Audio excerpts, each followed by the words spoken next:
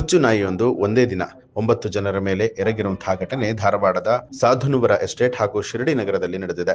ಚಿಕ್ಕ ಮಕ್ಕಳು ಸೇರಿದಂತೆ 9 ಜನರ ಮೇಲೆ ಎರಗಿರುವಂತಹ ನಾಯಿ ತೀವ್ರವಾಗಿ ಕಚ್ಚಿ ಗಾಯಗೊಳಿಸಿದೆ. ನಾಯಿಯ ಈ ದಾಳಿಯಿಂದ ಆಕ್ರೋಶಗೊಂಡ ಸ್ಥಳೀಯರು ಆ ನಾಯಿಯನ್ನ ತಾವೇ ಕೊಂದು ಹಾಕಿದ್ದಾರೆ. ಸದ್ಯ ನಾಯಿ ದಾಳಿಗೆ ಒಳಗಾದವರಿಗೆ ಧಾರವಾಡ ಜಿಲ್ಲಾಸ್ಪತ್ರೆಯಲ್ಲಿ ಚಿಕಿತ್ಸೆಯನ್ನ ಕೊಡಿಸಲಾಗ್ತಾ ಇದೆ.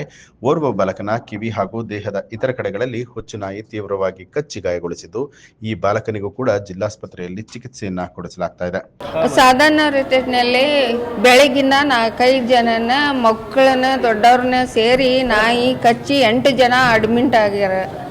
8 ಜನಕ್ಕೆ ಕಚ್ಚಿದ, ರಕ್ತ ಬರುವಂಗೆ ಅಲ್ಲೆಲ್ಲೇ 4 ಸಲ 5 ಸಲ ಕಚ್ಚಿದ. ಕಿವಿ ಕೂಡ ಹರ್ಕೊಂಡು ಹೋಗೈತಿ ಮಗುವಿಂದ, 5 ವರ್ಷದ ಮಗುವಿಂದ.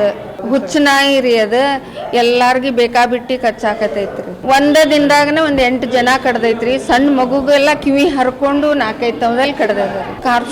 ಕಾರ್ಪೊರೇಷನ್ ಬರೋದಿಲ್ರಿ, ಚಿಕ್ಕ ಮಲ್ಲಿಗೋಡ್ ಬರ್ತದ, ಹೇಳೇವ್ರಿ, ಅದು ಸಿಕ್ಕಿಲ್ಲ. ಹುಡ್ಕ್ಯಾಡ್ ಹೋಗ್ಯಾರ ಅಷ್ಟ. ಹುಡ್ಕ್ಯಾಡ್ಯಾರಿ, ಇನ್ನೂ ಹುಡ್ಕಾಕತ್ತಾರ್ರಿ.